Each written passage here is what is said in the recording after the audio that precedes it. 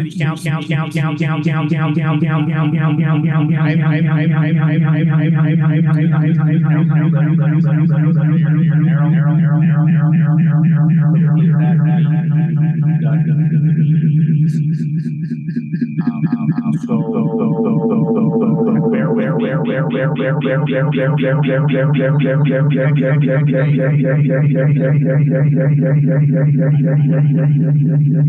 We'll just as we can. And let's see, we need a prayer and a if you could pray and if you could lead us in the pledge. We'll begin with Brother Riggin or Council Member Riggins would give us a opening word of prayer, and then Dave Reeser will lead us in the pledge. Father in heaven, we're grateful to come before thee this night. We're grateful to live in this beautiful city. We're grateful to live in a place where we can express our gratitude to thee. We're grateful for the opportunity to be able to serve, and we're grateful for the members of this community, grateful to be part of it. We ask you to bless us, that as we discuss the items on the agenda tonight, as we listen to each other and to the members of our community, that we may have ears to hear and to understand, and that we may be guided by thy Spirit in all that we do. We pray in the name of Jesus Christ. Amen. Amen. You can please stand for the pledge. I pledge allegiance to the flag of the United States of America and to the republic for which it stands, one nation, under God, indivisible, with liberty and justice for all. Okay, thank you. Um, We'll now have the roll call of our council members. Member Dotson. Here. Egan. Here. Councilmember Colin Erickson. Here. Councilmember Reeser. Here. Councilmember Reagan. Here. Council President Erickson. Here. Okay, thank you. We'll first on our agenda this evening is a presentation on microgrid technology, a capstone senior project by Camilio Roman Madsen. So if you would, thank you. Look over to that, guessing. Okay. Hello, and I hope you're all doing well today. My name is Camilio Roman Madsen. I am a senior university student here today to give a presentation on microgrid technology. So, what are microgrids? Microgrids are a form of technology that allows those that utilize them to store and access electricity as needed. They consist of power generation, energy storage, and the various parts of the microgrid that control the system. Utilizing locally generated energy, microgrids power their local communities when access to main power grid energy becomes limited or disrupted. There are off-grid, remote, grid-connected, and network-nested microgrids. Off-grid remote microgrids lack infrastructural support from a larger grid. Grid-connected microgrids can connect or disconnect from the primary grid, and network-nested microgrids are a system of geographically distributed microgrids networked together, otherwise known as a microgrid web. Applications range from rural stability and life-saving access to power, all the way to national defense and combat effectiveness.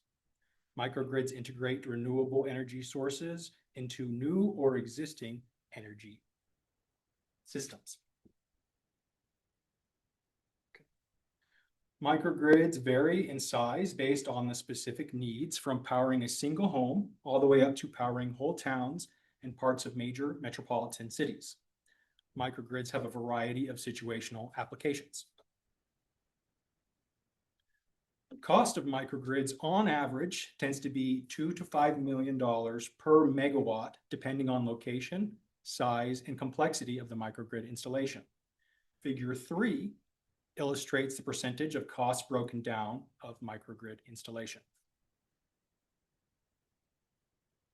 Microgrid benefits include energy resilience, energy reliability, energy security, integration of renewable energy, energy cost savings, efficiency of energy usage, voltage and frequency stability, decentralization of power generation, grid support / stabilization, as well as remote applications and environmental benefits. There is evidence that microgrid neighborhoods have more reliable power, lower costs, zero greenhouse gas emissions, improved air quality, the ability to level power demands on the grid, and have a positive net electricity production. An instance that needs further investigation is the economic advantages that are provided by microgrids. For instance, microgrids reduce energy costs and optimize financial performance through peak shaving and load shifting, which can reduce demand charges that allows for taking advantage of lower energy prices during off-peak hours. Microgrids also create jobs simply by existing, and in turn attract businesses that want the benefits of having a microgrid within the community. Typically, microgrids function best when most infrastructural pieces are closer together. So when looking at building a microgrid, we need to examine where the microgrid could lie, as well as where the energy storage facilities and energy generation resources will be. This map shows a potential location for a microgrid that uses pumped hydro storage as its energy storage system. Pumped hydro storage is an attractive option as it provides lower overall costs, longer lifespan when compared to lithium-based batteries, and they are also optimal for larger storage. Pumped hydro storage works by having a pair of reservoirs, an upper reservoir and a lower reservoir. Energy is stored by having an attached electrical generator push water uphill, and then when energy is needed, water is allowed to flow back downhill to generate electricity via a turbine. The proposed energy storage system from the last slide can store over 37 gigawatts of electricity with a capacity of over 3,700 megawatts. This is more than the needed daily consumption of over 1,100 megawatts needed by Rexburg by just a bit. But this system still needs to generate electricity to be complete. Solar panels are the hypothetical energy source in this model, and figure 6 shows the outline of the necessary land needed to power the city for a single day using solar photovoltaics. To generate the daily over 1,100 megawatt hours needed, approximately 0.53 kilometers square of solar panels are needed. In actuality, there would be about double this space to account for shadows that are cast by the solar panels, but designers are not limited to a grid pattern layout of solar panels and can arrange them as necessity and aesthetics demand. Modern high-efficiency solar panels require 10 feet per square feet per kilowatt capacity.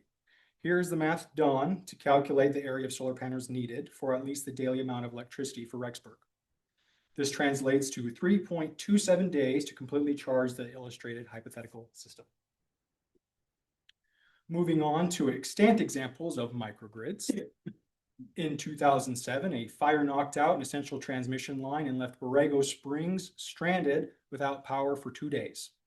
After restoring power, San Diego Gas and Electric received an $8 million grant from the U.S. Department of Energy to build a local microgrid. Borrego Springs' microgrid system was then tested in 2013 when a major storm knocked out that same critical transmission line. The microgrid disconnected from the main power grid and was able to power a gas station, a library, and an elderly community. Next, in collaboration with Prince Edward Island Energy Corporation, Amoresco developed the Sleeman Park microgrid with a 10 megawatt solar facility and energy storage assets. The project will help manage peak load demands within Sleeman Park and is expected to offset approximately 4,500 tons of CO2 emissions per year. The project will enhance local economic development and furthers Prince Edward Island's goal of net zero by 2030. And our third example is Sterling, Massachusetts. Their microgrid is housed in a metal shipping container at the utilities electrical substation. The container houses 2 megawatts of lithium-ion batteries, capable of nearly 4 hours of continuous maximum discharge. The batteries, along with a 3 megawatt solar array, can be islanded in case of a power outage and will support the town's police and emergency dispatch center for at least 2 weeks, lasting even longer with solar recharging. The $2.7 million battery system will pay itself off in about 2 years with grant funding from Massachusetts Department of Energy Resources and the U.S. Department of Energy Office of Electricity. But even without the grants, the system would still achieve a payback period of fewer than 7 years, which is pretty good considering that the batteries come with a 10-year performance warranty and are expected to continue to function significantly longer than that. Now I will speak about Idaho's interest in microgrids. Blaine County is currently attempting to get a $287,000 federal grant to install a microgrid. Another such instance in Idaho is the Rapid MIB, a portable microgrid that is capable of providing 250 kilowatts per hour. The Relocatable Resiliency Alternative Improvement Distribution Microgrid in a Box, or Rapid MIB, is made to give rural communities a portable way to restart their systems after a blackout.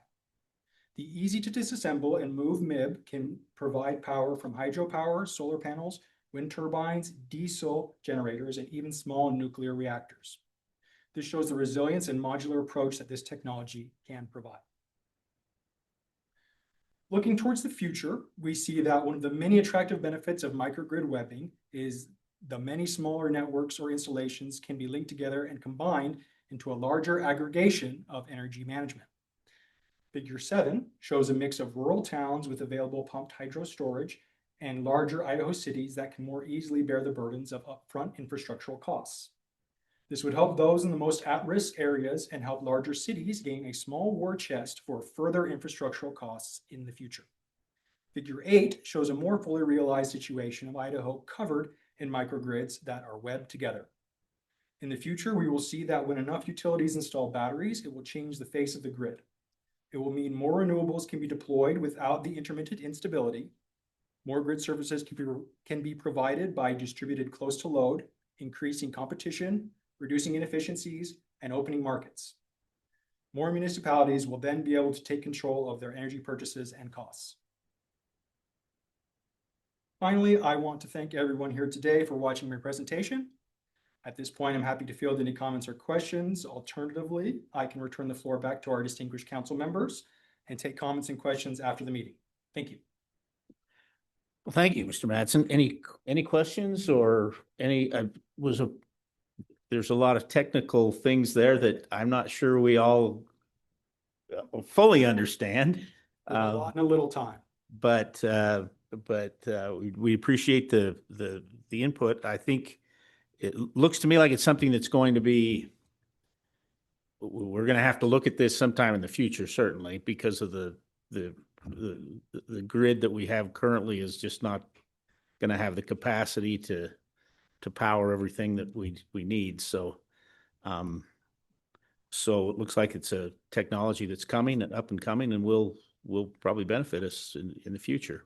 We're gonna have to, we'll take a look at it, I guess, as those needs arise and see where we go from there. So thank you for the presentation, and wish you the best. Thank you, sir. Okay, thank you. I have Oh, one excuse me. question, actually. Oh, one question, sorry. So are there other towns in Southeast Idaho that are already doing the microgrid, that already have one? The that one are that I doing this know program? of that is looking into it is Blaine County. I'm currently in communications with them. Okay. They had a grant in line before this administration, and it was kind of, waffling for them. And now they've got another one in line with this new administration. And from what I've spoken to them about, again, I'm still speaking with them, but they said that they feel very hopeful going into the future that they'll be able to get this microgrid. And what they're asking for is really small compared to that the $2 to $5 million megawatt that these other installations in other cities, other states are looking at. But that's what I found was interested in Idaho. That's kind of why I'm just spreading the word for my senior project, trying to make people aware of a fairly recently invented technology, which has, like I said, a variety of applications. You can go from really small to really big. You can power it with, old-fashioned stuff or more modern renewable technologies. So there's a lot of options. Did that answer your question, or did I talk around it? Oh, you did. Okay. Okay, thank you. Amelia, just one more thought. Yes, sir. You mentioned San Diego Gas and Electric, which means in your research, are power companies looking into this technology, and are they investing? I mean, San Diego Gas and Electric is a huge organization that runs millions and millions and millions of homes, right? So if, from what it sounded like in Borrego Springs, then they invested to do it. So do you see power companies throughout the United States? Do you see them looking to this type of this power source so that to control their costs? I would say if they want to save money, it's not necessarily making money as much as a matter of saving money, load shifting, shaving energy costs. So if they want to look towards investing in their long-term financial stability and success, I would say microgrids are an excellent thing to invest in. Okay, thank you. Great. Thank you. Any other questions? Okay. Well, thank you, Mr. Madsen. Appreciate that. Thank you. Thank you.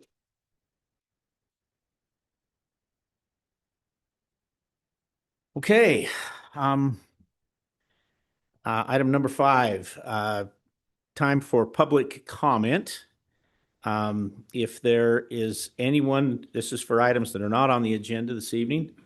If there's any issues that anyone would like to bring up to us, we'd ask you to come to the podium and do that. So, okay, thank you.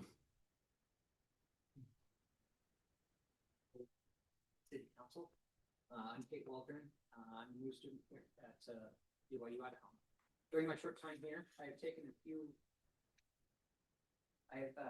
note of a few infrastructure related issues that I believe should be addressed. First, the lack of a dedicated public transportation system. While many of the distances might be considered walkable for many, for someone like me with a disability, that just isn't possible. Even if you walk, it can still be pretty dangerous.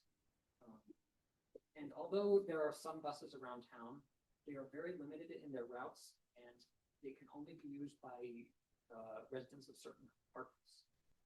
2 or 3 small bus routes could do wonders for this town. Second of all, I believe the traffic infrastructure around the campus needs to be improved.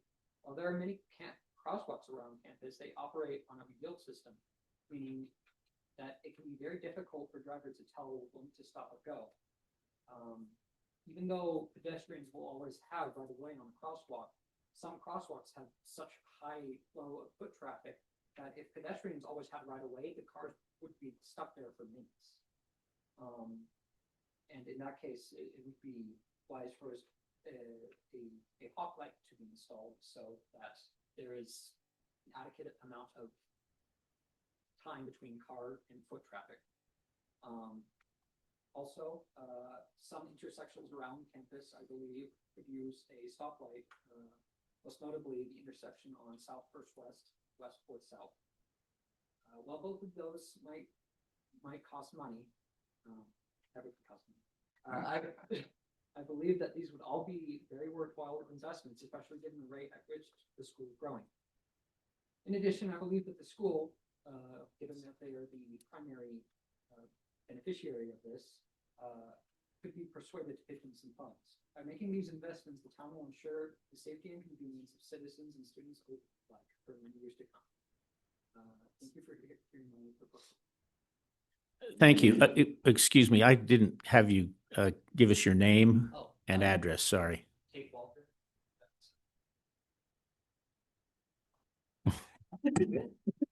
What's the building unit? Autumn Winds 1. Okay, great. Thank you. Tell me again the intersection that you were concerned about. South First West and West Fourth South. It's the one right. Yeah, the high center. There's a lot of cars there. oh, okay. Okay. Pedestrian traffic, yeah. So it's the one just east of the roundabout? Okay. Yeah, especially during events. That's a tough intersection. Okay, well, thank you.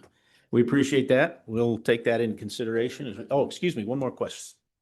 If you stick around long enough, you'll see that that our city engineers are working on many of the things that you just mentioned. Keith will later on be presenting the fact that on 7th South, they're going to be putting a light in just below the temple, right as you're going down that hill. And so that'll be presented, but we appreciate your willingness to one to look around to see what the needs are, and 2 to be here and present to us. Thank you. Thank you. Okay, next on the agenda, committee reports. So if we could, we'll just start down here with Councilmember Riggins. If you'd like to give us reports on your committees. Yeah, thank you. First of all, may I just say something about Founders Day, the Founders Day celebration. Hats off to the Ladles. I would propose that we somehow, some way, we honor them for what they did, the organization of just the structure, everything that they did to have that this past weekend. Also, hats off to Jules and to Jed Platt for their amazing work, their planning and so on. I personally would like to express my gratitude to Alicia, to Councilwoman teaching for spending many hours there with me on Saturday. And then last of all, would love to thank Mariana Gonzalez for all that she did to make that for successful from our perspective. From this, we had a table, and so thank you very much for that. And so I want to do that. Jed, now our focus is on flood 50, right? So full power ahead, full force ahead. They're trying to get, and really, Jed has so much of it, so well organized. And Alicia, I don't know if you're going to say more about it, but so much of it is so well organized already. It's really about getting the message out to not just to our community, but to people who lived here 50 years ago, people who have play a part in this. So we're excited about that coming up. Urban renewal, we had a meeting today. We adopted the annual report and then approved the audit for 2020, our fiscal year 2026 audit, and then discussed the feasibility study for the proposed West Highway District, west side of Highway 20. But good things are happening. Great. Okay. Thank you. Councilmember Reeser. Yeah, I just want to echo Founder's Day. I didn't need to go because I wasn't on the committee, but I went anyway. Did a great job. It was really a lot of fun. So I enjoyed it. A lot of flashbacks from junior high school, going down there into the old cafeteria and stuff too. So it was a lot of fun. As far as the committees go, I haven't had any meetings with any of those specific committees, though I do appreciate that we've got those scheduled for next year's budgeting. So I look forward to going to those meetings and seeing how the budgeting is going to go. But other than that, Okay, great. Thank you. For my part, MEPI did meet. The essence of the meeting was we reviewed a number of projects. You're gonna have to help me.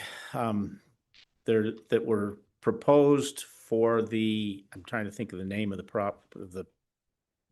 program. Yeah, business competition. I can't remember the name of it, but anyway, it's a competition where we had about a dozen businesses that proposed submitted proposals, and there were some very good proposals. We whittled it down to 6 in the MEPI meeting, and then, as I understand, I left town after that meeting. I think they had the final competition, and I don't know who. Do we know who won that? It's actually the group that participated that danced at Tuesday's affair. Ballet Fedorico? Yeah, Ballet Folklorico, yeah. Folklorico, yeah. Yeah, Okay. they're the ones that won it. Okay, yeah, they did a wonderful presentation, and so it was a good good to see some of the technologies are above my head. Lots of things in the AI side of things that it's up and coming, and that's what you just have to what's going to happen. So that was our MEPI, our meeting with MEPI. Emergency Services Board met yesterday. We visited about not the Emergency Service Board, with the fire department, I guess, and it was beginning of the budget process, and the chief is positive in the fact that the budget's going to come in where not asking for a lot more money. We'll see what happens when it boils down to it, but at least initially their initial budget was pretty much flat for the coming year, so we'll see where that goes. And that's about all I have to report. So, Councilmember Tejan. So with grants, we meet on the 4th Monday, and Mary is doing amazing things. She's writing a lot of grants for us to help us be able to get money for different traffic issues and different infrastructure. We're also applying for a grant that may help us be able to fix some of the short portion of the trails out at the nature park, as well as get a grant that will help us be able to purchase 250 America 250 flag display. It has over 250 flags that we hope to be able to display from July 4th through 6th. So kind of excited about that. The mayor's youth will be, we met and had a discussion about the different roles that city plays. And tomorrow we will be meeting to have our mock city council. So that will be exciting. And then the ADA Oversight Board, we will be introducing a new member. And we're excited about that. So we can hopefully be meeting soon to be able to work on that. The Historical Preservation Committee also helped at Founder's Day. And they gave tours of the old seminary building and also collected emails and phone numbers of people who are interested in historical preservation in Rexburg. And then with Flood 50, we will, Jed and Jules are doing a great job of planning and figuring out the different things. And we, the Oversight Committee is meeting with them next week to go over budget and to just go over all the different activities and find out what things are, how things are happening. So that's all I have to report. Okay, thank you. For parks, trails and rec, what I had to report, we're gonna be discussing here in a few minutes anyway, so I'll just hold off on that. Okay. And then I did want to mention that our LID committee met again. We had some good discussion. I feel like we're looking at what some other cities, how they address their sidewalk reconstructions. So we're gonna meet again in April, and then hopefully in a little while we'll have a report to bring back to council. Great, thank you. Thank you, President Erickson, Councilman. Looking at the airport board that we did meet this last week, they talked about the upcoming maintenance out there. They're going to look at paving and working on the southwest hangars, striping and working on the parking lot there and the runway as it goes in, the taxiways to upgrade them. They also talked about finding the storage for some equipment out there, the mower and the tractor. It was brought up that there's possibly, I believe it's kind of one of those dome sheds that someone was going to donate. So they're possibly going to get that donated to the airport board or airport out there and put it up to store them in. So we're hoping that works out, that'll be given to us and that we'll be able to get that up. They also had a recap on the Nebraska conference they went to. They said they learned a lot out there at that conference on grants they could look at going after on moving this airport and what they could do to move this forward faster. So it was a good meeting there on the airport board. The next one was a golf board that I was over. That our golf Teton Lakes is up and running. As you have driven past that, if you have, it's already packed house out there. It's being used very much. A lot of golfers are out there, thrilled to be out there. In fact, I've been out there twice myself, so it's been good. Earliest I've ever golfed. So they're up and going. They did talk about this, bring up to council. They did talk about this called Tag Marshall software for the carts. The board did approve to go ahead with that.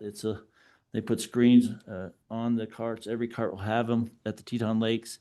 It keeps track of the carts. It's assigned to that person that checks it out, that when they go out, it'll speed them up to get the people moving. So you're lagging behind, move up. It also protects our green where they come up and it can lock them out, can geo-fence them out so it shuts off. But this time they decided not to put a geo-fence on there to shut down the cart. It'll start just making a lot of noise saying back up, get away from the greens so they don't drive those carts across the green to protect our greens out there. But the board did approve to go ahead with that software and on every cart it's out there. So it's going to be moving forth with that. So just a question, have we had some issues with the carts? I mean, A lot. so they're, And it also tracks on them so they can go out and sit there and say, okay, you had this cart because it goes out to the rental to look back on the damages of those carts. Also they shows them right where they drove the whole course. And they can buzz through on it, say, speed her up. You're behind from the clubhouse. Okay, well, I just, okay, it's great. It shows the distance too. I mean, I've been on several courses. It does have the screens up there and tells you the distance and everything like that. So it helps out the golfers also, but I can't remember all the funding on that. So but- it does have okay, Yep. okay. The new Great. technology running. Also, on it looks like the Legacy will possibly open April 1st. You've seen a lot of work out there. This is in-house work on the irrigation project, the Legacy. This is amazing for our golf managers to do out there and their grounds to get out there and redo that whole sprinkler system on the Legacy. So hopefully by April 1st, they'll be up and running. They're finishing it up this next couple weeks and should be up and running from the golf board. The other committee I was on, sorry for taking so long, was the airport, not the airport, was the school district board. I did go over there this last time. I've been in many of those meetings, and I started thinking about how we could communicate better with the district on what I could bring over there from our room here, on what we learn, what we do with our community, that could help them out as they plan for the future and what they're looking at from their board. So I decided to go over there. I talked to Mr. Lords, asked him if I could have some time on their agenda to present to them on developments, what's coming into our community from business aspect of it to residential. And I reported back to them, and they were very much in favor of me doing that every time, which I said I could maybe do it every quarter, but they're going to have me do it more often than less. So they liked me trying to break down that helping out with that communication and break down those walls or those barriers that they find out after the fact. What about this or what about that? So that was a good meeting with them and good understanding of helping to communicate back from our board or our council to their board. Okay, great. Okay, well, thank you. Mary Ann, if you could just make a note, I think it would be appropriate for the mayor to send a letter to the Ladles, thanking them for their work there. So if you could just remind him of that. And Really fast, is there, Bill, do you know, or Councilmember Riggins, do you know if this is going to be an annual thing?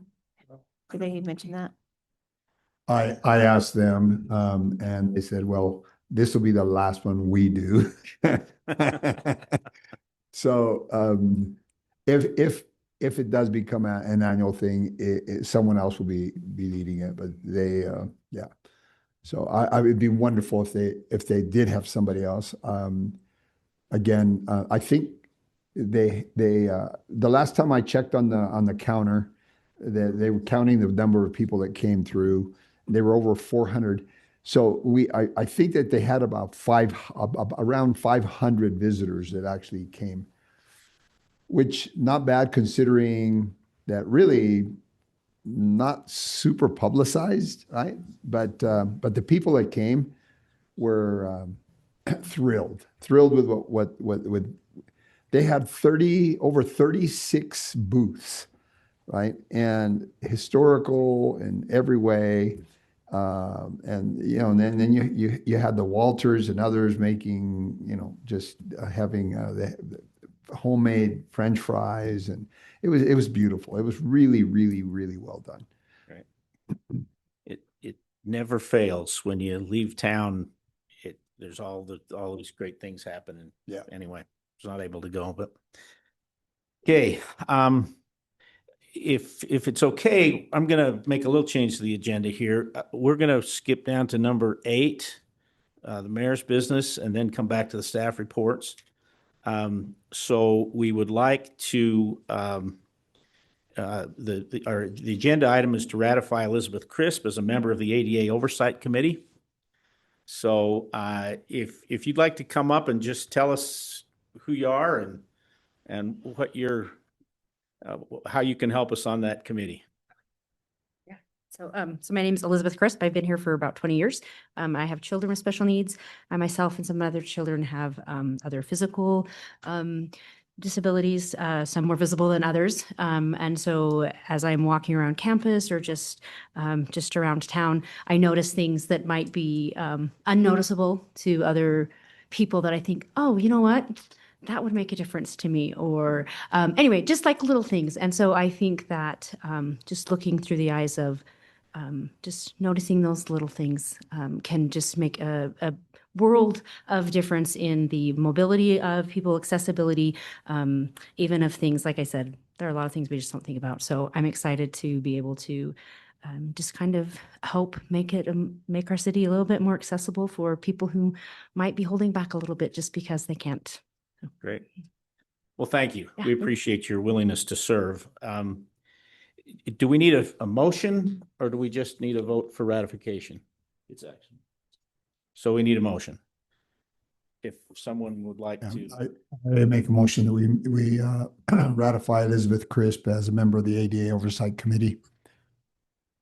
I Is there a second second? that. It's been moved and seconded that we ratify Elizabeth Crisp as a member of the ADA Oversight Committee. Those in favor? Aye. Any opposed? Okay, Thank you. thank you. And we could excuse you for now. That's why I wanted to skip if you didn't want to stick around for some of the other mundane things that we're taking care of. So thank you for being with us and thank you for serving. Okay, staff reports. So let's Matt, finance first, if you'd like to work us through some things. Want to come up, Lisa? Back up. Well, you come to whatever one you want. So this is Teresa Flannery that does our audit. So she's going to hit the first one. You. Thank you.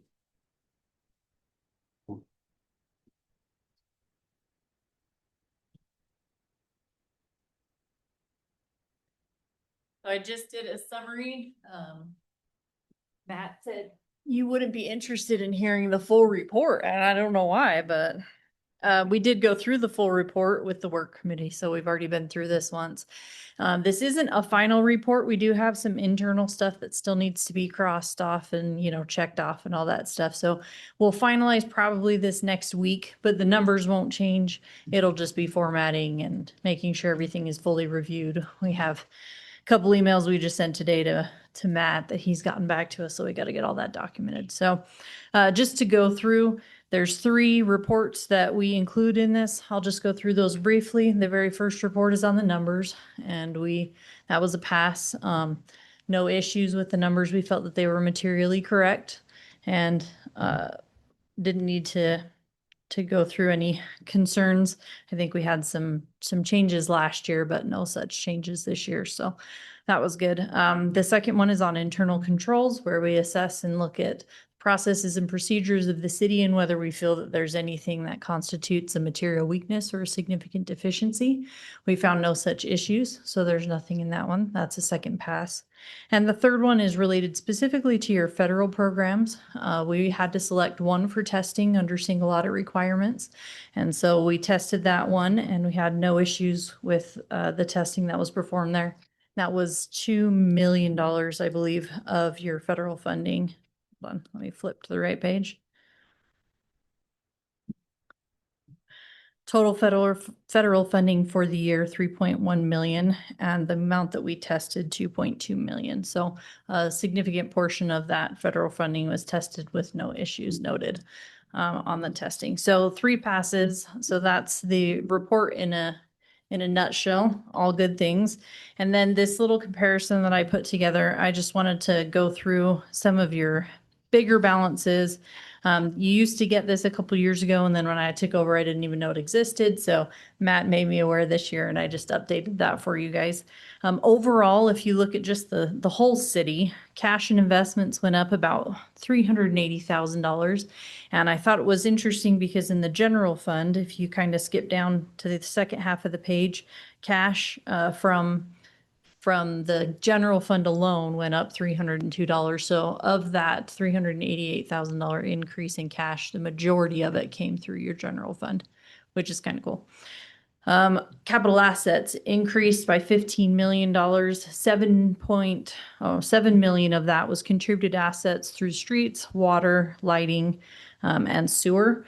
And then you had another 1.6 million on the police side, 600,000 on fiber, and then additional assets purchased and constructed of 5 million and 2 million in wastewater and water. So a lot of good things going on, a lot of new construction, a lot of additional items being donated to the city to watch over. And of course, that's a mixed bag, right? Because you get it, but then you have to take care of it. So it's a good thing.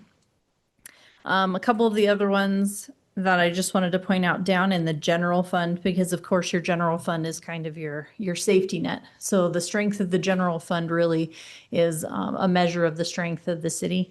So in your general fund, like I said, cash went up. You had a slight decrease in fund balance as you did a couple of projects. But if you look at revenues and expenditures, both of those balances increased or decreased the appropriate direction to do better than last year. So last year showed an excess or a loss in the general fund of 1 million, mostly due to transfers and supporting other projects, other funds, and other organizations.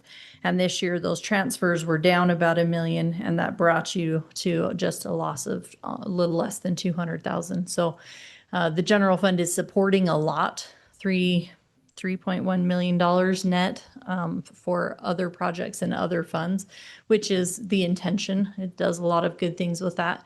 But without that, I mean, you can see how much your general fund is pulling in, and it's able to support those things, which is a good sign for the city that you have those funds. And obviously you're working a lot of those funds toward supporting themselves, like golf. Golf came in the positive, and you had worked on that for several years.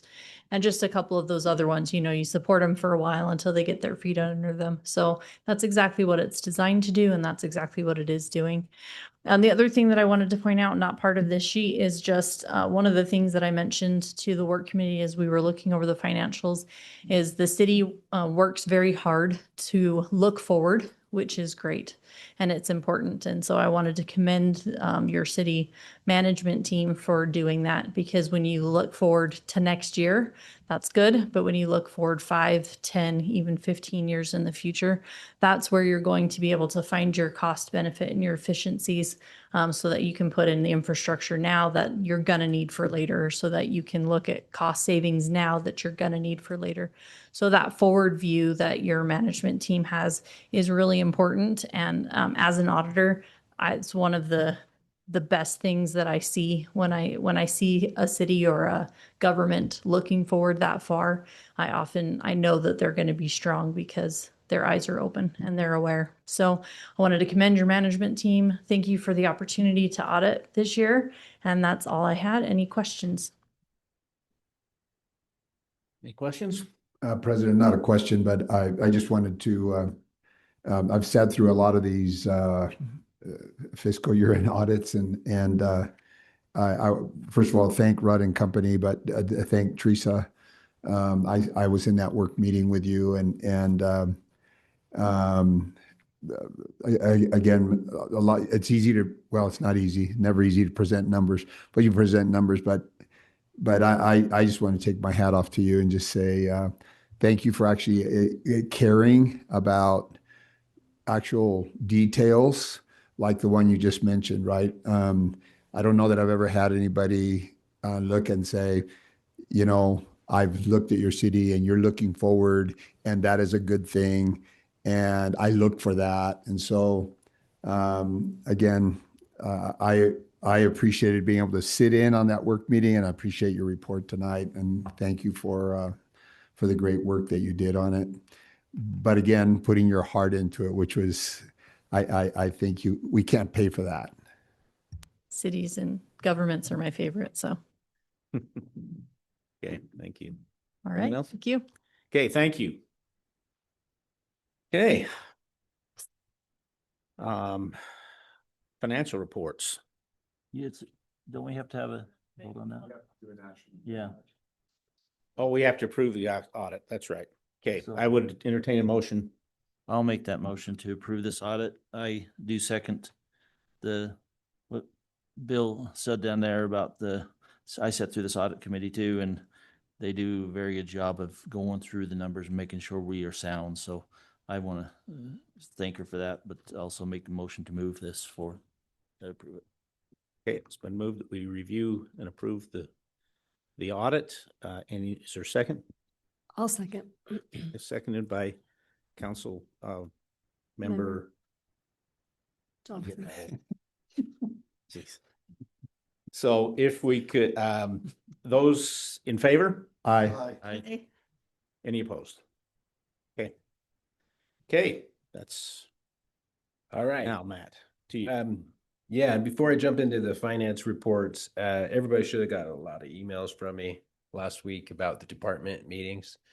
I saw that most of you accepted those, so that's great. But if you do have, probably the thing I would say there is if you absolutely can't go, really every council member is invited. And so if you feel it's important that somebody's there, you can always invite another council member. And if we need to make any adjustments, we can try to do that still. So just let me know. So, okay, so on the finance reports, I've got the cash and investments in there. I won't pull that up tonight because you can see that on the far right column. But basically, this report is through fiscal year or through the month of February in fiscal year 26. So as you look at each of the funds, hopefully we're right around that 41, 42% range. I went through there. I didn't really have any concerns. You still see the fire department funds in there. At some point, we probably should do a budget adjustment and pull those out. We did do quite a bit of progress on those in the last month or so because we had a lot of cleanup to do as we close those funds out. And so we've been working through that. And then the other thing that I would say is there's Fund 41. That one shows a really big number over budget, but that's going to need a budget adjustment. I've kind of been waiting because that's mostly from, I think, just primarily the pickleball court and maybe just, I think there could have been a little bit, I can't remember, on the little inclusive whirl that's next to it. And other than that, really the total spent is about 22% of the budget. And then you're looking at about the 48 million for all funds, respective funds for cash and investment reserves, etc. So any questions on the finance reports? And then we'll publish this one. Oh, no, actually we won't. It would be the next one. We publish the quarterly ones on the website. So.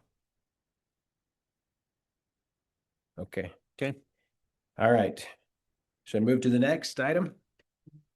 John, you want to come up on that? So there is a budget adjustment to this, and I'll pull it up, but maybe John, do you want to kind of jump in and I'll switch the sides and kind of just talk about what's missing, and I'll get the numbers up and then I can go through those. Yeah, so a big part of tonight's budget adjustment is around us trying to get a full-time ice rink manager hired. We've been open for, I don't know, like 6 weeks, I want to say, since we've kind of taken it over. And there's a lot that goes into a facility like this. So we are hoping to get an adjustment made today so that we can make the move to hire a full-time manager there. We looked at some options. We've been having some outside companies come in and potentially run the ice rink. We've kind of come to the conclusion that we think that this could be best managed in-house. That's great. Okay, and then I'm not going to spend a ton of time on it. Hopefully you had a chance to look through it, but I did, I kind of gave you the same analysis that we gave you a couple months ago when we had to set the amended budget for the 8 months of the fiscal year here in green. So I'll give you the quick version. So basically on the revenue side, we had anticipated close to like 40,000 a month on revenue. So if you look at February, we brought in about 34,000. March, we're still projecting, but we had about 15 days of revenue that we could look at and then project from there. And so you're looking at about 31,000 in that projection. And so based on that, we didn't feel like we could stick with what that 8-month amount was in the green. And you can see where those numbers are. So like public skate obviously is your biggest revenue source. And you know, Jason, when he operated for the 3 months, he brought in about 72,000. And we anticipated from February through September, hopefully doing about 156. And now after I look at kind of the first 6 weeks, I think you're going to be more in the low 100s, to be honest, in that category.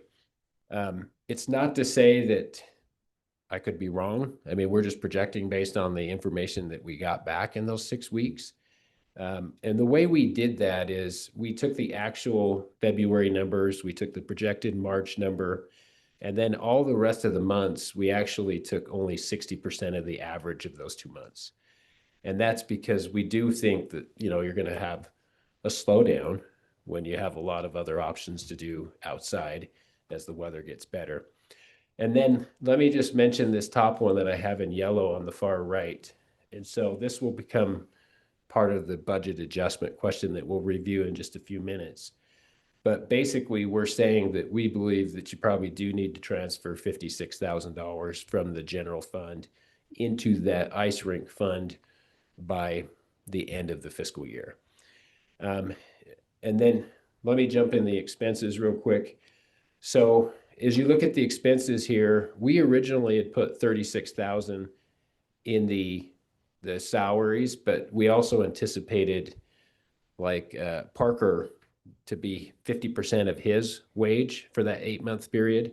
But we also anticipated quite a bit of wage from an individual at the golf course. Well, what we found is that that individual is just really working part-time at the ice rink. And so when they work, their hours are just showing up in the part-time wages, and they just log their hours as they come. And so what I looked at is I said, if we were to go out and hire a full-time person, we looked at, you know, what we think the market would allow us to hire somebody at. And then I just put in the projection of what that would cost from April 15th through September. And we think we would need about 34,000 in wages for salaries. You can see that part-time wages I raised a little bit from the 8-month projection. I went from like 58 to 63,000 roughly. And then of course the other ones, you know, the other ones were pretty consistent, to be honest. The one that maybe shocked us the most, or surprised us the most, I should say, is actually down here. It was the hired work. Where is it? It's the top one. So hired work, we'd only put about 4,000 in there, but as we kind of went through the process to transition over, we started finding out about all of these contracts to manage the equipment that runs the ice rink. So the cooler, the condenser that was going to go online. And so you can see that once we did that, that was about $15,000 almost that we spent. And that's for the whole rest of the year. It's for the year period. But it's a lot of expense to keep those things up to date and maintained. And we felt like we needed to have the expertise to do that. We don't know how to run those systems. And then the other one that I probably should mention, supplies up here. You know, we're thinking we're going to need quite a bit more there. And what that is there was just a lot of stuff that still needed to be purchased to run the ice rink. So if you think about, like, they bought some things like some bocce ball things that people can do on the ice. You know, those were like $3,000 something dollars. We had to buy some additional skates that was around $1,000. And then as you get to the end of this report, there's a couple of capital items that we just didn't anticipate. So like a floor scrubber. So what they found is we need a machine to actually clean the facility. And so that's about $5,000, for example. And so some of this stuff is just because of startup cost, right? That we had to kind of pay for to get this thing going. So anyways, if you look at the bottom line, what I'm projecting here, and John has went through this with me, is a total expense of about 268. Which means that you're really going to probably have an operating loss of probably around $45,000. And so it kind of gives you an idea of where I think we would end up by the end of the fiscal year. So that's a lot. Any questions on that report before we jump into a budget adjustment? Matt, as you know, looking at all this, what I know we don't have that many months into it, but right now, what do you, I mean, are you basically saying a break even point is about $381,000? Is that what this has to bring in order to be at the? Well, I'm actually saying it's more like $269,000 in an 8-month period. So I didn't extrapolate that out, but somebody wants to divide that by 8 and times it by 12, that would be the number you'd be looking at. Okay. So, I think it will be, anybody do the math for me? I can't do it that quick. But anyways, yeah, I think bottom line is you're probably, unless we have a drastic change in those revenue projections, your bottom line is you're going to probably subsidize it a little. And then I think you're going to have some additional capital and startup costs. For example, I would probably get another Zamboni and have a backup Zamboni because, it's pretty risky to have only one and your whole operation depends on that. And so just things like that, I would probably suggest that we put into the budget as we go through that process in a few months. And we will do a much deeper dive in a couple months when we go through the budget meeting to set next year. And we'll have a couple months more data and maybe we can tell. The other thing is the way we've been looking at it, and unless you guys want to change this, we've been looking at it from the standpoint of trying to operate it year round and to have somebody there running the facility all 12 months of the year. And so I know there's been a lot of discussion about, do you shut it down in the summer? What we're looking at is trying to run it year round and see what we can do so that we know. And then the other thing I'll add is some of you guys sat in the meeting, we had a third party that could come in and manage this facility, come in and give us a proposal. And, their proposal in the first year was like $180,000 subsidy. And then they felt like after 5 years that they would start to, I think by year 2 or 3, they would start to actually bring in profit. And so their outlook was like at 5 years, they felt like it was probably a break even, still a projection. And their management fee was about $17,000 a month if they came in and managed. And their model included 2 full-time hires. Was it 2? I think it was 2 full-time hires. We're recommending just 1. So. Yeah, it breaks down to that taking that 262 basically, and then dividing them by 8, and then multiplying what is 393.9, so 393,000, which is about almost 33,000 a month, 32,825. So, and we had what 30. Yeah, you would be good if every 34,000 the first and 31,000 the second. I mean, yeah.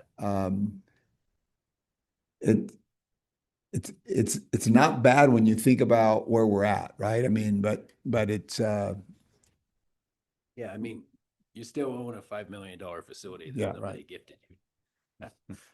But I think it's important to know that bottom. What's our break even point though, right? I think it's important for John to know. I think it's important for the guy who's managing the place. I think for the people that are advertising, I think it's important to know what that, so that we're running it not like a government entity, but we're government like a business, right? Make it so that it's paying for itself. But anyway, thank you. I appreciate that. I think also just to kind of add to what you were just talking about too, I think part of the reason why I could see things getting better is just because Parker's still splitting his time between the ice rink and also the events that he has like coming up in the next couple of months. And we're just getting to a spot to where We even have an office set up over there. We haven't had internet ports that we could link to where he's been spending a lot of his time over here at City Hall instead of actively being there at the rink. So I think having someone there full time will help us to be able to cut down on some of those staffing expenses. But also we have someone who's dedicating their full time to getting this place up and running. And he has not had that since we've taken over the rink. President, Yes. so what kind of programming are we planning for the summer to bring in people? Like what is being planned? Are there hockey all year? I keep being told hockey, but is that actually a thing that goes all year? I don't know, but. Yeah, so we have some of the youth hockey programs in the area who are working with us to get contracts to be able to continue their leagues and have ice time. But we also have a pretty big learn to skate program that's wanting to come in and kind of take over that and help get that going. On top of BYU Idaho, they're going to start up some ice bocce and some broom ball leagues. We've been meeting with them to kind of get them in here. And then we have the figure skating group as well, who typically goes down to Logan throughout the summers, who want to continue their programs too. So we're also looking at other alternatives of what else can we do to continue to keep that rink full, because we understand that if we can't do that, then eventually it's not going to be feasible to operate year round. So with the full time, how many hours is the ice rink open? Are they open 8 to 5, or is it 12 to 10? Like what are the hours? Yeah, so right now we have it set from like 12, I want to say it's 12 until 10 p.m. is what we're doing. And then on the weekends, it's like 9 until 10 p.m. So with that full, yeah, we're closed Sunday, obviously. So is this something that maybe somebody who does 30 hours could do instead of full time? Just so we don't have to pay benefits? Just, throwing out. If you can find I some, mean, do that. I wouldn't recommend it, because I feel like you need somebody that has expertise in managing this type of facility, that is boots on the ground. They're managing people, seeing ways to run it more efficiently, to get sponsorships, all those things. And our experience is always that if you say, hey, we're going to go the part-time route, you just don't get the same level of commitment, because somebody, if they have a full-time job and they have full-time benefits, they're actually more engaged in that position, right? And they want to be successful and have a future and have that job. And I just don't think you're going to get it with a part-time person. And that's just my personal opinion. It's a big facility. It runs, if we really run it year round, it's open all the time.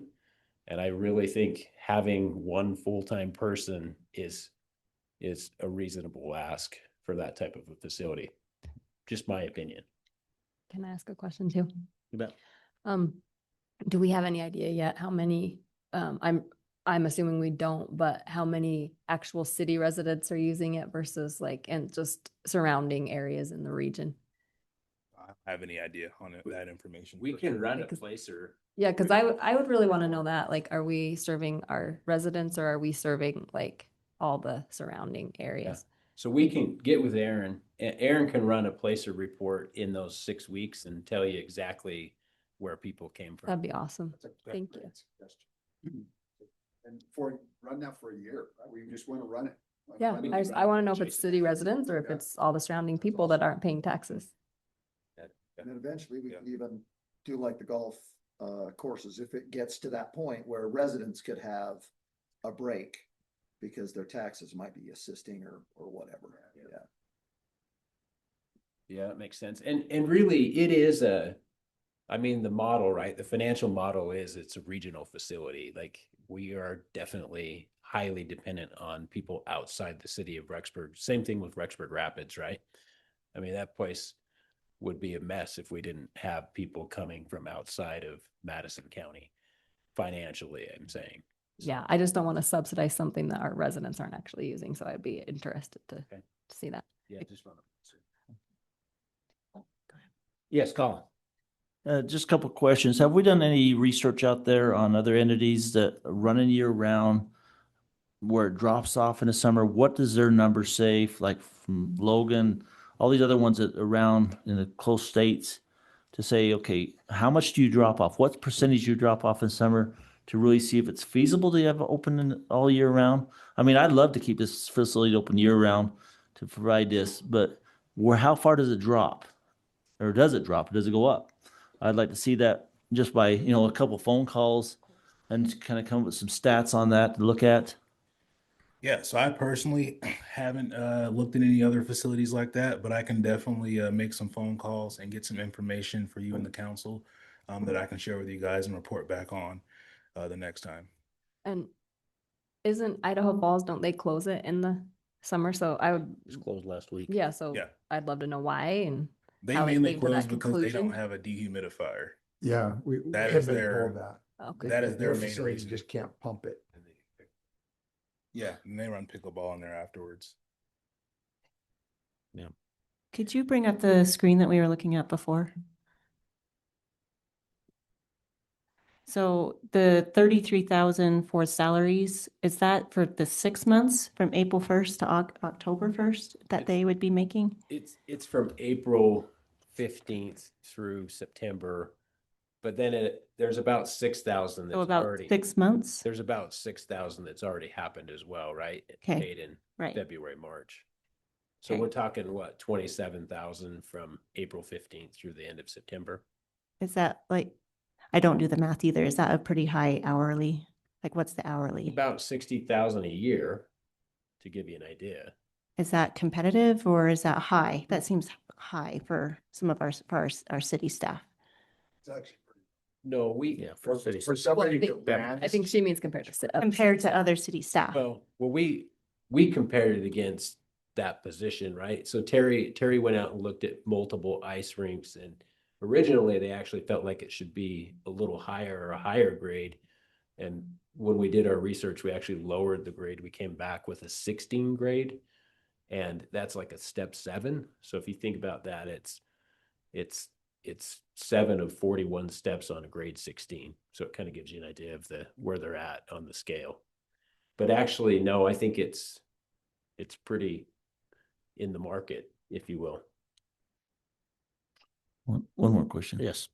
So looking at salaries, bringing on a full-time person down there, and we're still having very high part-time wages. Is there any way we can take down some of that part-time wages to help pay that full-time person since you're going to have a full-time person down there? Yeah, it's going to counteract it because a big part of why that is so high is Parker's not able to be there at all points of the day because he still has to come back to City Hall to do stuff. So if he were able to be there, or we had someone who was able to be there, they could be at the front desk during those slow times instead of us having to have another part-time person be there.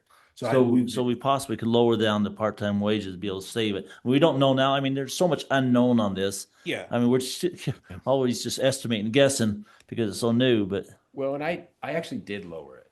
And so I went to either 80 or 85% of what we've spent so far going forward with a full-time person.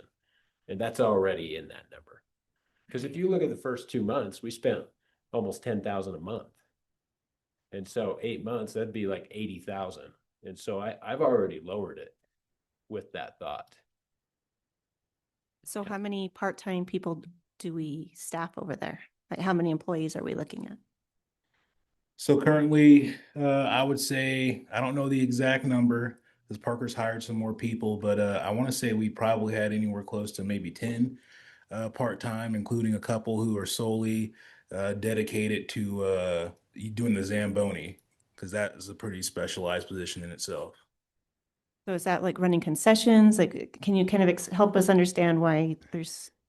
Yeah, so can I just, have you been there yet? So. I have, So but you need at least 2 people working your skates, yeah. right? And then one's going to be sharpening, another one's going to be passing out, another one, and you have people working the concession stand. And when it's busy, if you don't have at least 2 people in there working the concession stand, that's going to be disastrous. Right? So there's 4, right? And then you've got people out on the floor. Yeah, and none of them are there the entire day. They're all college students Right. who are currently there. So they're working shifts and bits and pieces and wherever they can fit it into their schedule. Okay. Real quick, how many do you think are on staff at any given time? Typically at least two that we have. When we get a little bit busier, it'll be closer to maybe about 3 or 4. But my idea for this manager is to be able to have them there more during those peak hours so that we can counteract having to have that additional part-time staff in the building to where, they're helping to kind of cut some of those costs. And we want to have someone who's directly involved with everything too. I think is a big thing to consider as well. And then I'm also guessing that if this were to move forward and you're looking to hire a full-time person, that their first responsibility would be to handle let's get the hockey leagues up and running. Let's talk to the figure skaters, that kind of thing. Is that, because that's kind of what I would envision, not somebody just slip in and pick up where it is already, but somebody who's really going to try and do everything possible to expand this and get more programming and get more things going on. Is that what you envision? That's 100% the goal there. Okay. I want someone who's going to take off with it. And I want to find someone who has experience doing something like this so that we can really get it off of the ground. Because over the last month or the last 6 weeks of us kind of running it, I think it's kind of become a little bit apparent in some situations that we're very green in certain areas of it. And I want to try to get someone in here who has experience so that we can, get to a good place as soon as possible. Okay, that sounds, and just curious because that's kind of the way I would see it too. Okay. Yes. I have some things I'd like to discuss, but are we going to move to the next page? Should I wait until we look at the budget adjustment? Yeah. You want me to show that, the Yeah. budget adjustment? And then, Yeah, just one comment. I think the reality of this is that this is new. We haven't had hockey. We haven't had figure skating. This is new to the community, and it will take some time to build programs that will make this pay for itself. Now, we need to make the commitment whether we're going to support it or not.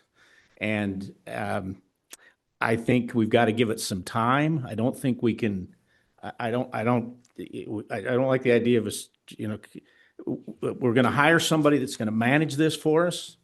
It's not our role to micromanage, to come in there and, we're going to give him the responsibility to make it work and to go out and develop programs because it's going to take some time to do that. So anyway, that's just my 2 cents.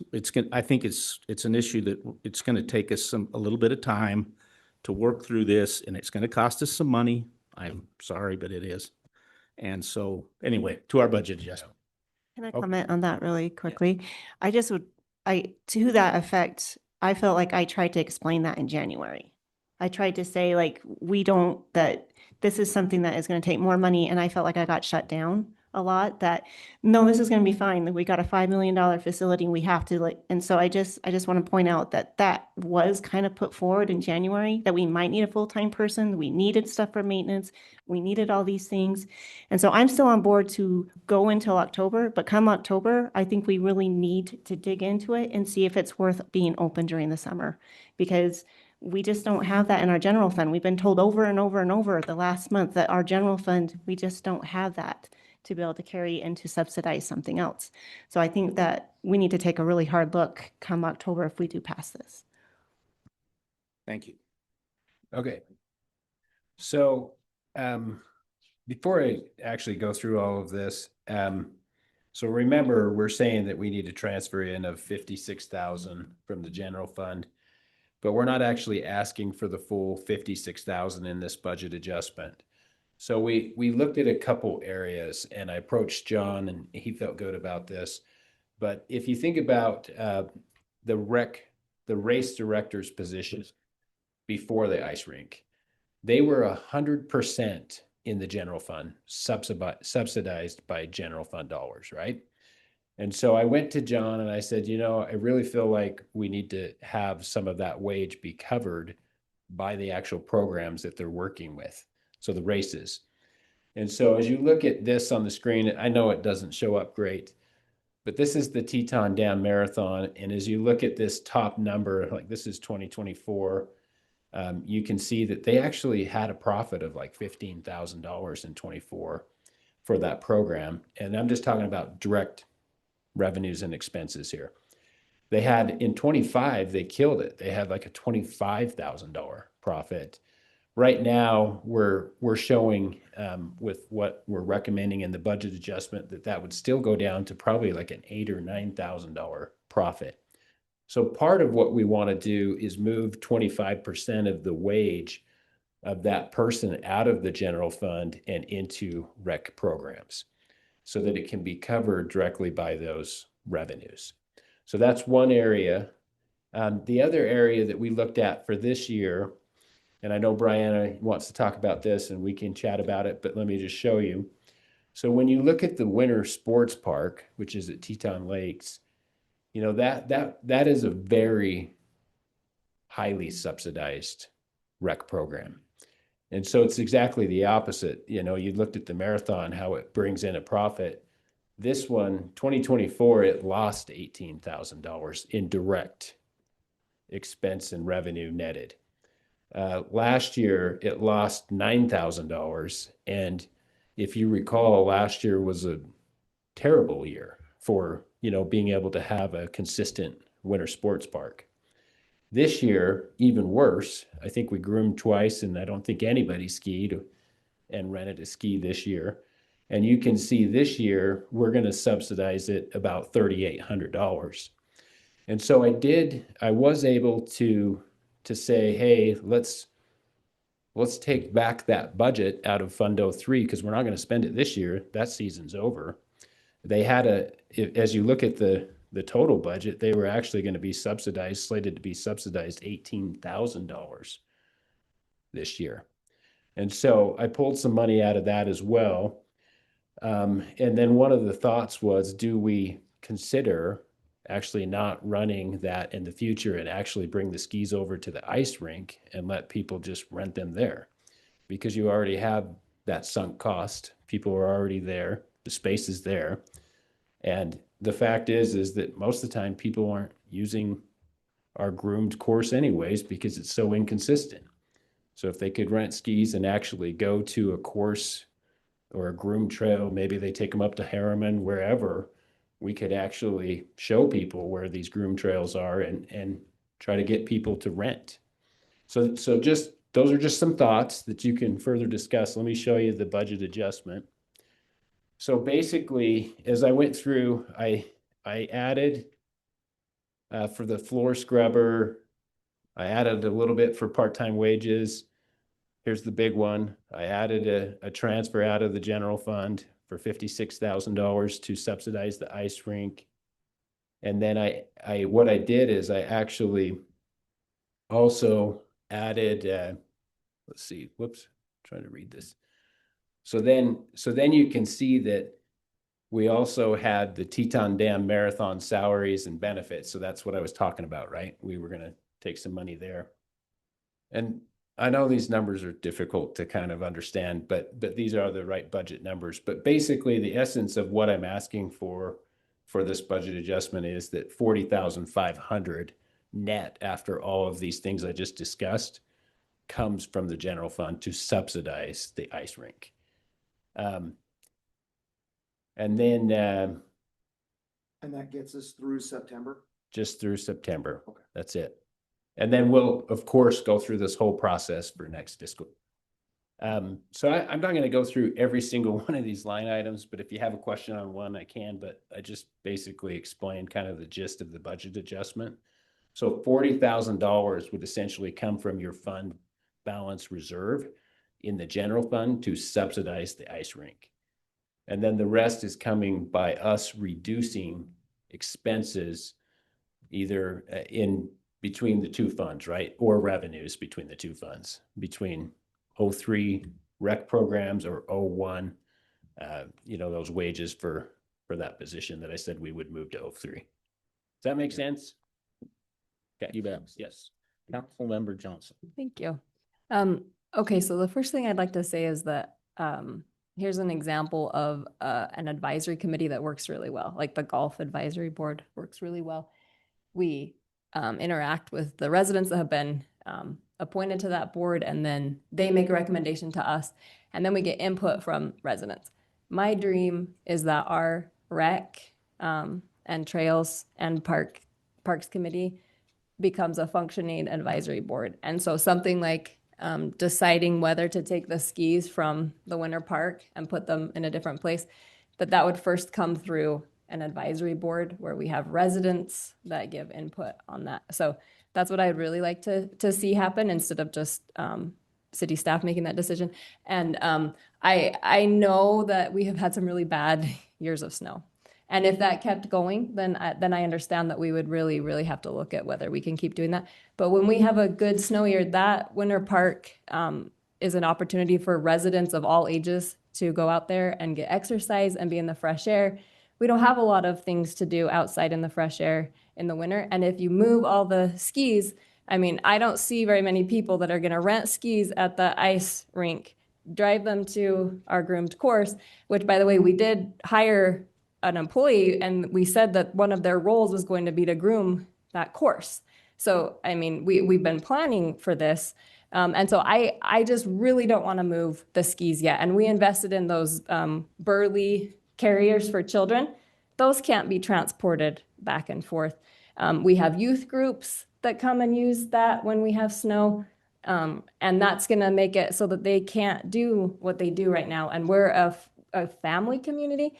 And so I understand we've been gifted this ice rink. That's awesome. I'm all about rec. I am fine trying it, but not by pulling from other things that residents enjoy. So if we could just hold off on the idea of moving the skis, I would just be so happy about that. If we could just take that off, we could use our advisory committee. We could wait and see if we get a snow year. And so I just really like to wait for that. And go ahead. So as I understand it, for the budget adjustment that we're talking about here, you're just moving money that we didn't use this year, right? Yep.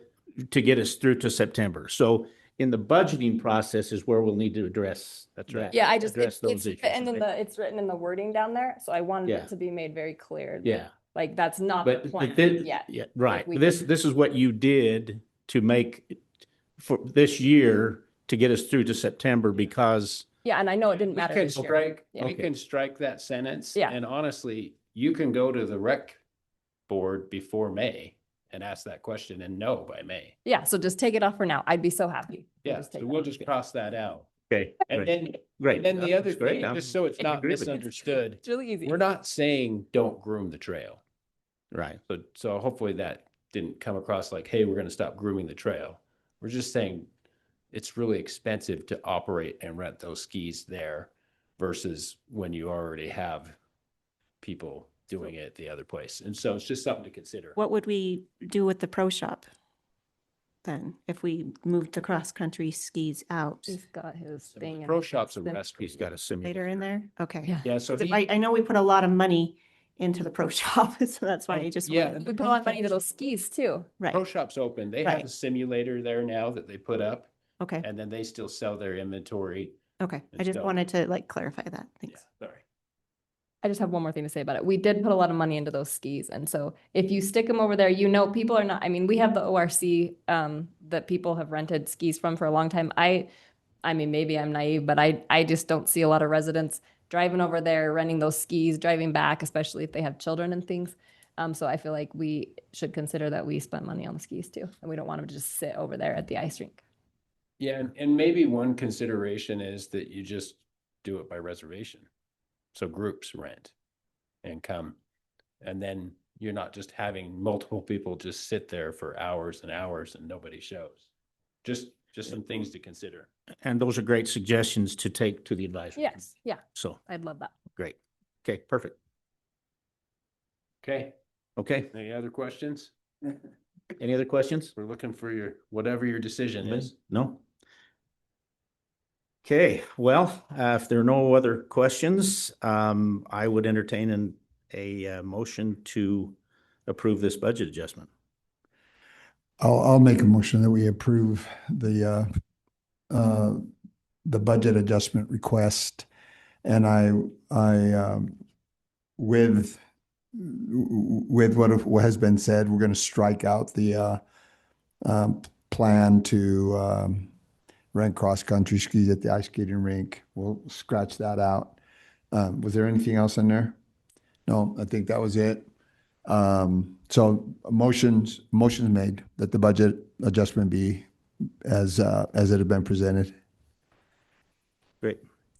Is there a second to that motion? I'll second.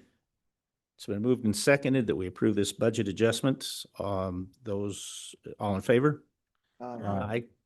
Any opposed? Great. Okay. Thank you. Okay, thank you, Matt. Mr. Davidson.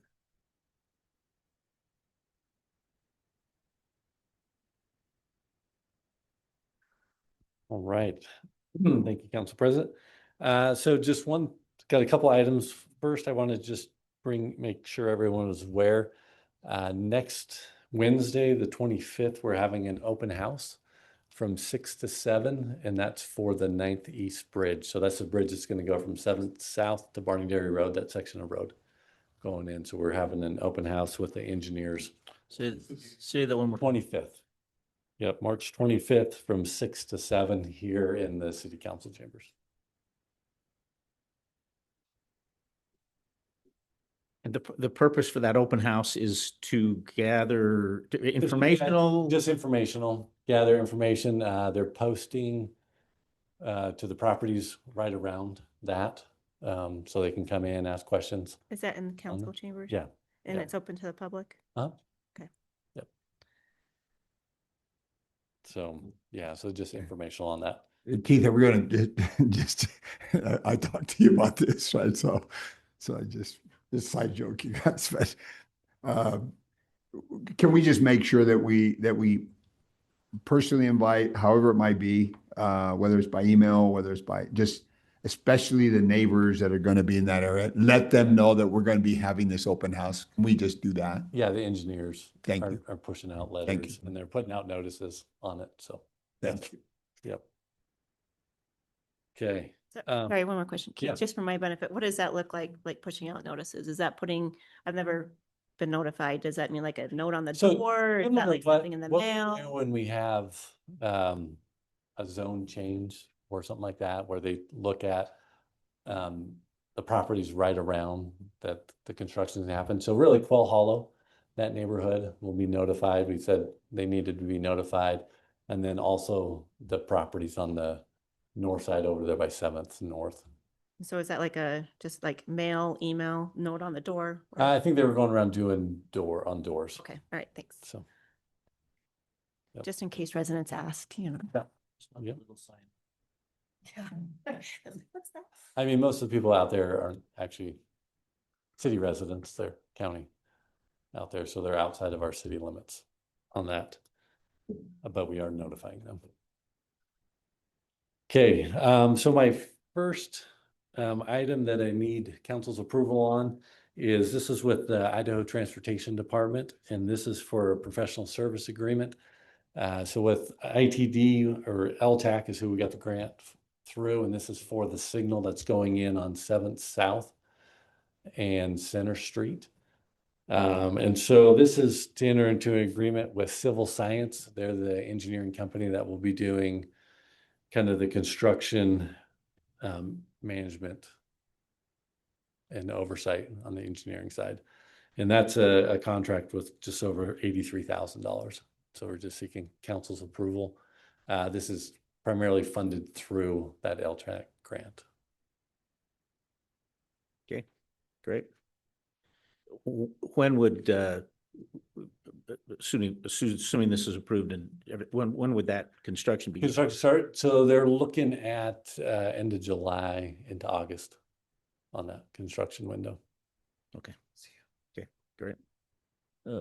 One question. Yes. Completed by 10/31. Yeah, please try to get it done before the college comes back and not have that. Yeah, we've talked with them about it, and I think that's just, they'll have substantial completion done before then, but. Okay, great. Okay, any further discussion on this? Steve, this is the 83,094. Yep. And it was that within what we had? Yeah, so that's all within that LTAC budget. And then we've already paid our proportionate share, that 7.3%. Okay, great.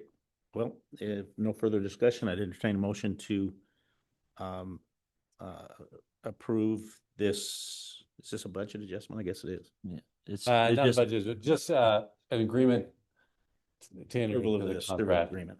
Yep. Okay, I'll make that motion to approve to accept and go in the contract for 83,000. What was it? 94. 94. okay. Is there a second? I'll second. Second by Council Member Johnson. All in favor? Aye. Aye. Aye. Any opposed? Okay, Okay, the second item is just seeking council approval on our dates for the spring cleanup. So we're looking at April 6th to April 27th on that. So that's similar to what we do each year on that as far as the dates go. Is that like picking up the branches? Is that also when they do the hazardous waste, or is that that's the county? That's through the county, and I don't know the dates on that. So Just curious on that spring cleanup, how often do they go around? So generally we try and follow the garbage truck for the 90-gallon bins. And so we're just going around and then trying to pick up on those. Okay, so times. roughly the same day that you would get your garbage Yeah. picked up? Okay, good to know, because that's during spring break, so I guess who's gonna be doing a whole lot of cleaning up around the house?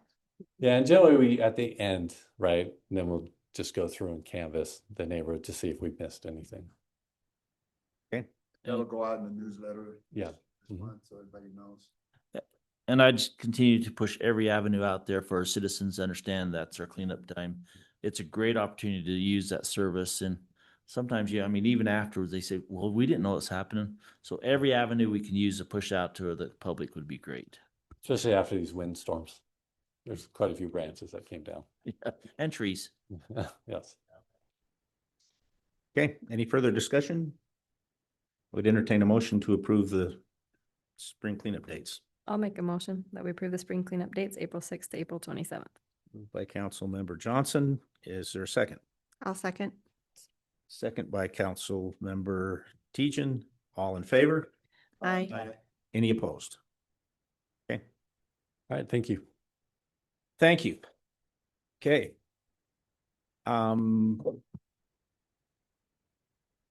Alan. Mr. President, council members, thank you. The item in front of you at this point is a conditional use permit for a storage yard for Tractor Supply. And this will be out on 12th West, located right next to the John Deere tractor dealership. They're just to the north of them. So they are asking for that storage yard to be able to put similar stuff to what you would see at a cow ranch storage yard and a valley-wide storage yard, putting those simple items in there like that. The one thing we did talk about in planning and zoning, and we wanted to add to this, right now that lot has not been split off from the rest of the parcel.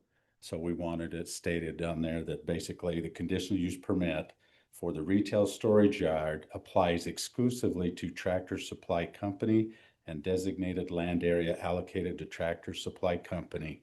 Other entities and portions of the parcel are excluded from this CUP. So we wanted it just to stay with where theirs is going to be in the future.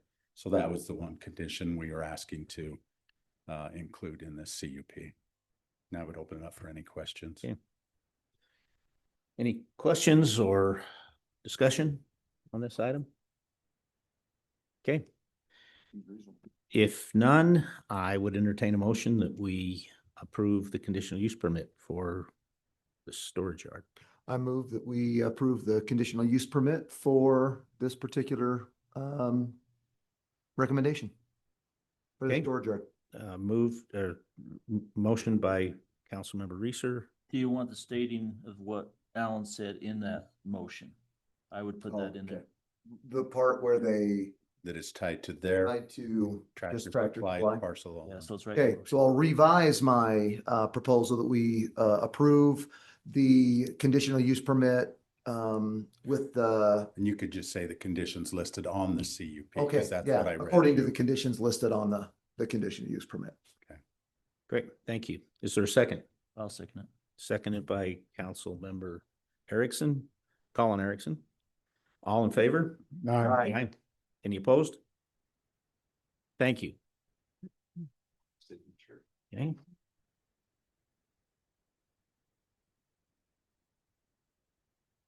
Okay. Thank you. Okay, next item on the, we have no second readings of bills. We have two third readings. The first is ordinance number 1344, annexation and rezone of approximately 1600 North, 2nd East into the city of Rexburg. Any discussion on this third reading? Any concerns? I would entertain a motion to that we, on this item. I'll make motion, we accept the third reading of ordinance number 1344, annexation and rezone of 1600 North, 2nd East. Okay, motion by Council Member Reeser Riggins. or Riggins. Is there a second? I'll second it. Second by Council Member Colin Erickson. All in favor? Aye. Any opposed? Okay, thank you. Ordinance number 1345, creation of local improvement district 55, LID 55. Any further discussion on this item? If not, I would entertain a motion. I'll make that motion to approve ordinance number 1345. Moved by Councilmember Colin Erickson. Is there a second? I'll second. Second by Councilmember Reeser. All in favor? Aye. All opposed? No. Okay, thank you. That's the third, both those ordinances are third read, and we'll move forward. The consent calendar, reading of the approval of the minutes and approval of paying the bills. I would entertain a motion. I'll make a motion that we approve the consent calendar and pay our bills. Motion made by Councilmember Johnson. Is there a second? I'll second that. Second by Councilmember Riggins. Riggins. All in favor? Aye. Aye. Any opposed? Okay, thank you. President? I just want- Yes. We just wanted to inform you that we're in the process right now of annexation of the basic American property. One of the things we have to do is notify you that that process has started. So Yeah, we're you're getting gonna ready have for that us one. up to speed on what that implies. It's a lot of land and a lot of buildings. Yeah, and how much of that we take on? What? Let's call it a notification, but then let's not go into detail just because it's not. Nothing's listed. Okay. Okay. We'll have that on the agenda and we'll have that Okay. discussion. Yes. Okay, thank you. Thank you. Yes, please. Yes. Any further? You can go adjourn, but I just want Sorry. to, I don't know if everybody's aware that Deborah lost her husband Oh, If that's the way I've it is, failed to mention that. this last week. And our Just thoughts and prayers go out to her. When is it? It's Like yesterday? 2 days ago? Yeah, so our thoughts and prayers go out to her and on her loss. So just so everybody knows that. Yeah. Yeah, thank you. Appreciate that. Okay. With any other further items for discussion? Seeing none, we are adjourned.